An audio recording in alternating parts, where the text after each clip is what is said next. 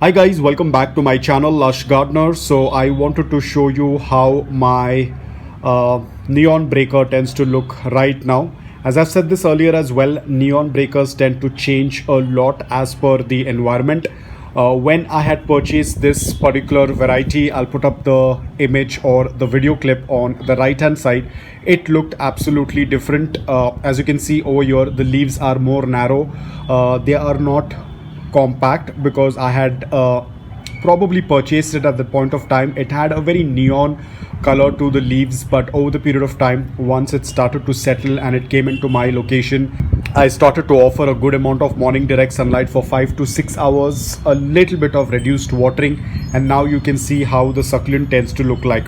Now I've said this before, neon breaker is a little bit a tricky succulent, or I would say a little bit challenging, not in terms of growing them, but in terms of them being a pest magnet. They often get affected with mealybugs in the crown area as well as in the root area. So it's advisable that you add a little bit of cinnamon powder on the upper layer of soil once in 3 weeks or once in 4 weeks. You can even mix the cinnamon powder in water and water the soil. Try to avoid any kind of water on the leaves, because you can see the leaves are very compact. The water can stay on the crown area and could lead to problems, so you have to be extremely careful that you only water the soil. You can even go with the bottom watering as well, which is absolutely fine. They can easily get propagated via leaves. You can even separate the offsets, but don't do it now during the winter season. You can do it during the summer season because it's a genus of Echeveria, tends to go dormant during the winters, and summer is their growing period. I would say avoid using a very organic rich soil for this succulent. As I said, they do get mealybug infestation in the root area. So if your soil is going to be organic, it's going to be much easy for fungus, mold or pest to attack. So you can see my soil mix is very loose, very porous, very lean in nutrients. That's the type of soil I use. I don't have much issues.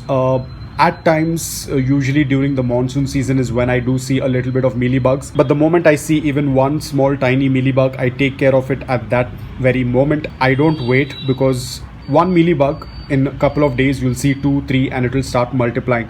So the moment you see even one, treat it at the earliest. Don't wait for the last minute, because once the plant is completely infested with mealybugs, then it is almost nearly impossible to get rid of them. At the same time, it is going to damage your plant.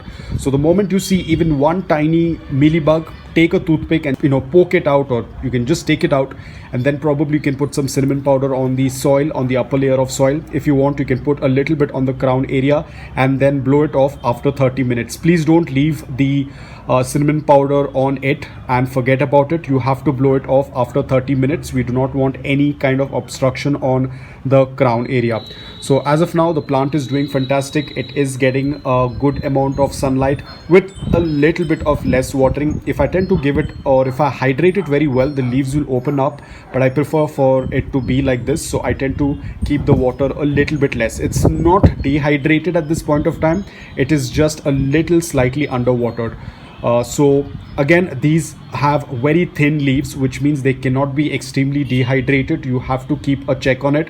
Probably after 4 or 5 days, or maybe after a week, I will be going ahead and watering it. Right now it's going to stay as it is, because as I said, it has been raining in my city. There has been a lot of moisture in the environment, so I just want to be on the safer side, because these are thin leaved succulents. They can easily get rotted if there is excess moisture in the soil, so you have to be extremely careful.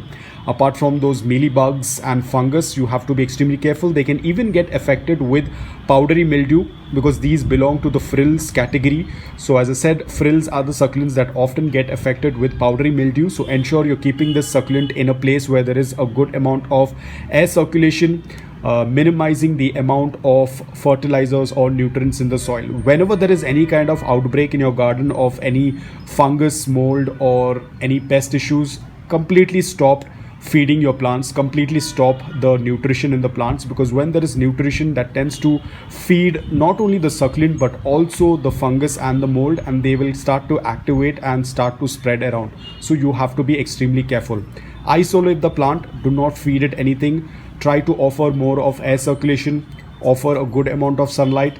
When the soil is on the drier side, the mold, the fungus, they don't like it. They prefer a very damp, moist soil and a place where there is a restricted airflow. So if you're going to change all of these things, it is going to be very difficult for the mold or fungus to grow. So ensure you keep a check on that. If the succulent soil is very organic, that will promote fungus or mold, so you have to be extremely careful.